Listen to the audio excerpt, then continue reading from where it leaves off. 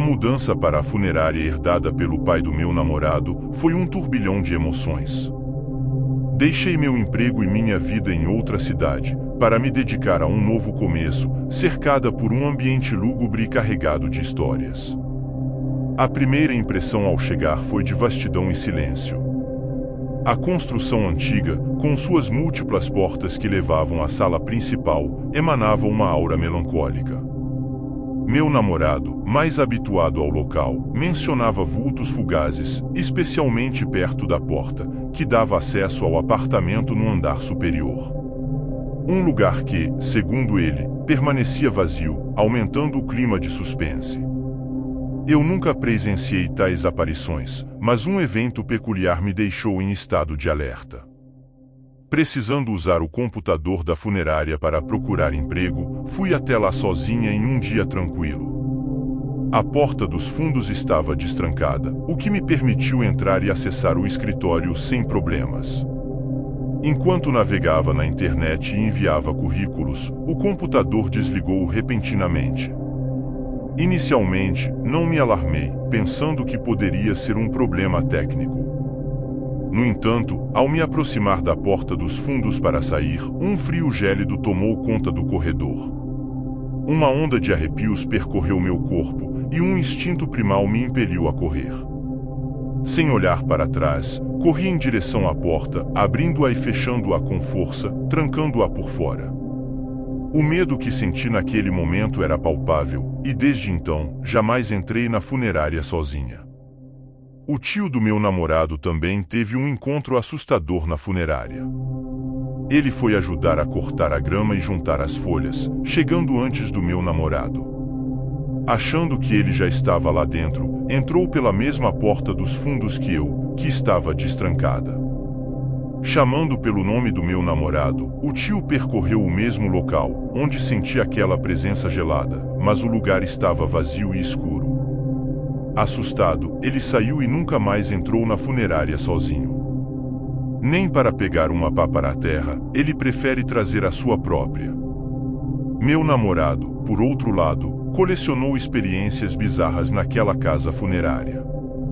A mais assustadora acontecia após os funerais, quando todos já haviam ido embora. Nós sempre verificávamos se todas as portas estavam trancadas antes de sair. No entanto, alguns dias, ao pegar o correio, encontramos a porta lateral e a dos fundos destrancadas. Imaginando invasores, entrávamos para verificar, mas nunca encontramos ninguém. Em uma ocasião, meu namorado recebeu uma família para trazer alguns pertences do falecido. Após trancar todas as portas, ele foi até a porta lateral e, para sua surpresa, ela estava destrancada novamente. Ao dizer olá, uma voz masculina respondeu de volta. Aterrorizado, ele não quis voltar para dentro. Quando eu cheguei do trabalho, ele me fez vasculhar o local com ele, mas, como sempre, não encontramos ninguém. Não importa quantas vezes trancássemos as portas, elas voltavam a estar destrancadas, na próxima vez que voltávamos. Sussurros sem origem, vultos fugidios e portas que se abrem sozinhas, são apenas alguns dos eventos que alimentam o terror que paira sobre a funerária. A cada dia, a sensação de que estamos sendo observados se intensifica, e a dúvida sobre o que se esconde entre as sombras se torna cada vez mais angustiante. Dias após o incidente da porta, meu namorado me relatou um pesadelo terrível. Ele jurava ter visto uma figura alta e escura rondando nossa cama, chegando a subir em cima dele. Em desespero, tentou me acordar, mas seus gritos não saíam. Ao se libertar finalmente, ele me acordou, completamente em pânico. O travesseiro dele estava ensopado de suor, um resquício do terror que sentiu. A partir daquele dia, passamos a dormir com a porta do quarto trancada, buscando proteção, em orações e cruzes espalhadas pela casa. 3 semanas depois, meu namorado viajou para visitar seus pais. Enquanto meu namorado estava fora, fiquei sozinha no apartamento. Na noite seguinte à sua partida, ao me virar para o lado dele na cama, senti uma presença sobre mim. Olhei para o despertador, certa de estar acordada, mas ao mesmo tempo presa em um estado de dormência. Lembro-me de murmurar orações e cantar uma música cristã em minha mente. Quando finalmente despertei completamente, cantando a música em voz alta, apenas 2 minutos haviam se passado. Apesar do tremor que percorria meu corpo, não senti medo, apenas a necessidade de buscar proteção na fé. Desde então, as experiências bizarras na funerária cessaram. Instalamos alarmes para evitar que as portas se abrissem sozinhas, e colocamos um trinco na porta lateral, garantindo que ninguém, nem mesmo o espírito, pudesse entrar. Mas duvido que alguém, depois de tudo que passamos, ainda queira colocar os pés naquele lugar amaldiçoado.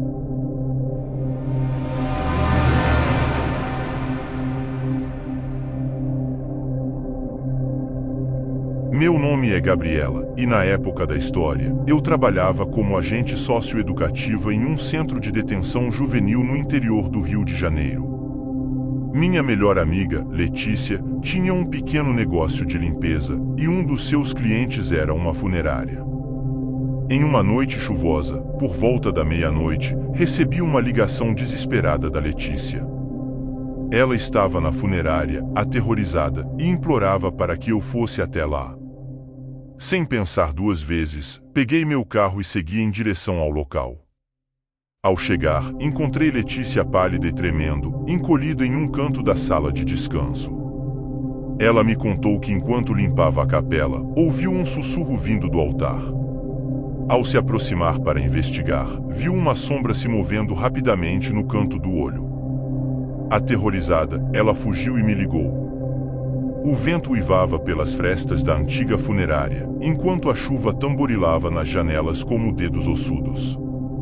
No interior, eu, envolto em um casaco impermeável, tentava conter o tremor que percorria meu corpo. Ao meu lado, Letícia, minha melhor amiga, estava pálida como a cera, seus olhos arregalados de terror. Eu ouvi novamente, Letícia sussurrou, sua voz quase inaudível em meio ao barulho da tempestade. O sussurro na capela.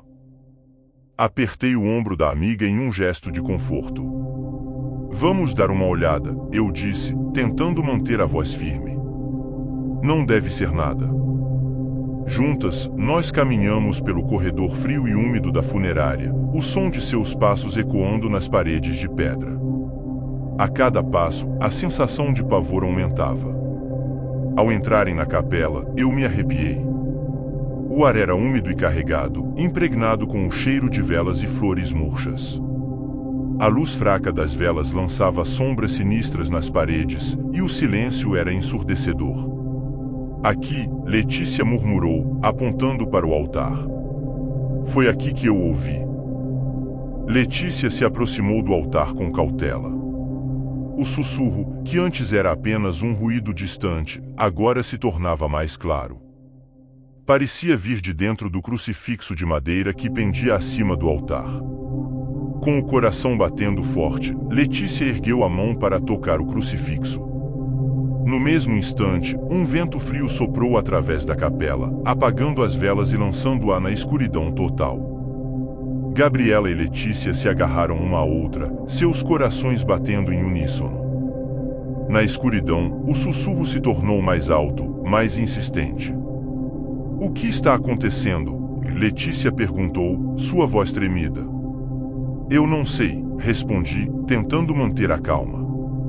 Mas vamos descobrir. Com o auxílio de seus celulares como lanternas, as 2 amigas vasculharam a capela em busca da fonte do sussurro. Reviraram cada canto, examinaram cada objeto, mas nada foi encontrado. O sussurro, no entanto, persistia. Parecia vir de todos os lugares e de lugar nenhum ao mesmo tempo. Exausta e aterrorizada, Letícia se sentou no chão frio da capela. Não aguento mais, ela disse, com lágrimas nos olhos. Vamos sair daqui. Balancei a cabeça em concordância. Juntas, nos apressamos para sair da capela, o sussurro ainda ecoando em nossos ouvidos. Embora não tenhamos encontrado nada naquela noite, o sentimento de que algo nos observava nunca nos abandonou. Letícia nunca mais quis limpar a funerária sozinha, e eu sempre a acompanhava, com a lanterna em mãos e o coração na garganta.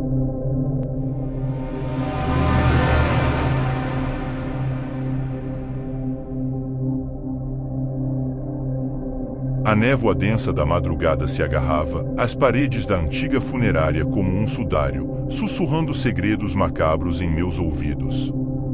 O frio úmido penetrava em meus ossos, enquanto eu observava a silhueta escura do prédio se erguer diante de mim. Havia herdado a funerária do meu tio Alberto, um homem taciturno e recluso que sempre me intrigou. Ele nunca se casou ou teve filhos, dedicando sua vida inteiramente ao seu trabalho. Agora, após sua morte repentina, eu era o único responsável por esse lugar lúgubre e carregado de histórias macabras.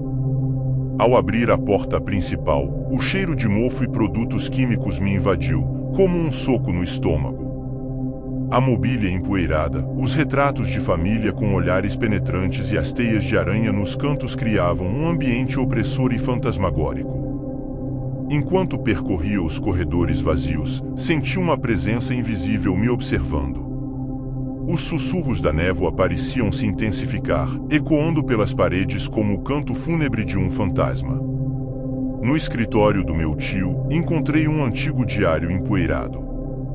A capa de couro estava rachada e as páginas amareladas pelo tempo. Com dedos trêmulos, abri o livro e comecei a ler.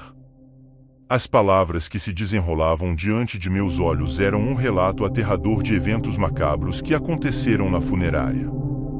Aparições fantasmagóricas, objetos que se moviam sozinhos e sons inexplicáveis eram apenas alguns dos horrores que meu tio presenciou. Ao ler as páginas do diário, as histórias macabras se tornavam cada vez mais reais. Comecei a ouvir sussurros em meu nome, sentir o frio da névoa mesmo dentro da casa e ver vultos fugidios nos cantos dos meus olhos. Uma noite, enquanto tentava dormir em um dos quartos da funerária, fui despertado por um barulho vindo do andar de baixo. Ao me levantar e investigar, me deparei com uma cena que jamais esquecerei. No centro da sala principal, sob a luz pálida da lua que entrava pelas grandes janelas, uma figura alta e espectral dançava em um ritmo macabro. Seus movimentos eram lentos e dissonantes, como se estivesse em um transe fúnebre. A figura era vestida com um longo manto negro que cobria todo o seu corpo, exceto por um rosto pálido e cadavérico, com olhos vazios e penetrantes. O terror me consumiu, me deixando paralisado e incapaz de mover um único músculo. Aterrorizado, corri de volta para o quarto e me tranquei dentro. O restante da noite foi uma tortura, com os sussurros se intensificando e a figura macabra da dança pairando em meus pensamentos. Com o coração batendo forte, abri o antigo livro de orações que pertencia ao meu tio Alberto. As páginas amareladas pelo tempo emanavam um cheiro de incenso e devoção. Em meio às orações fúnebres e salmos de conforto, encontrei um ritual de exorcismo escrito em latim, com palavras que pareciam ter sido esculpidas em pedra. Era minha última esperança. A figura macabra da dança ainda assombrava meus pensamentos, e os sussurros da névoa se intensificavam a cada noite. Reunindo os ingredientes necessários, água benta, cruzes de madeira e velas de cera branca, preparei-me para o confronto final com a entidade que assolava a funerária. Ao traçar o círculo de proteção no chão, senti a energia densa e opressora tomar conta do ambiente. Recitei as palavras do exorcismo com fervor, minha voz ecoando pelas paredes empoeiradas da sala principal. A cada palavra, a figura fantasmagórica se contorcia em agonia, como se estivesse sendo dilacerada por uma força invisível. De repente, a figura se dissolveu no ar, deixando para trás apenas um rastro de névoa e o cheiro acre de enxofre. O ritual havia funcionado. A presença macabra que assombrava a funerária finalmente havia sido exorcizada. No entanto, a paz que senti era passageira. Uma dúvida corrosiva me consumia: o que atraiu essa entidade para a funerária? Seria apenas um caso isolado, ou algo mais sombrio se escondia por trás dessa aparição?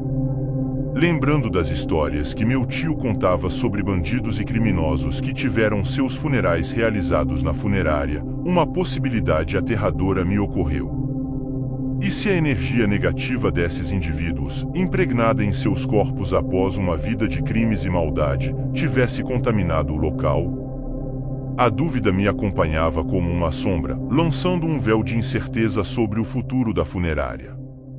A cada corpo que entrava, a cada alma que se despedia, me perguntava se a maldade havia retornado, se a dança macabra se repetiria em um ciclo interminável de terror e sofrimento. A partir daquele dia, a oração se tornou um escudo contra o medo. Recitava salmos de proteção e pedia a Deus por discernimento e força para enfrentar as trevas que se escondiam nos cantos da funerária. A fé era meu único refúgio, a única luz que guiava meus passos em meio à escuridão que pairava sobre aquele lugar horrível.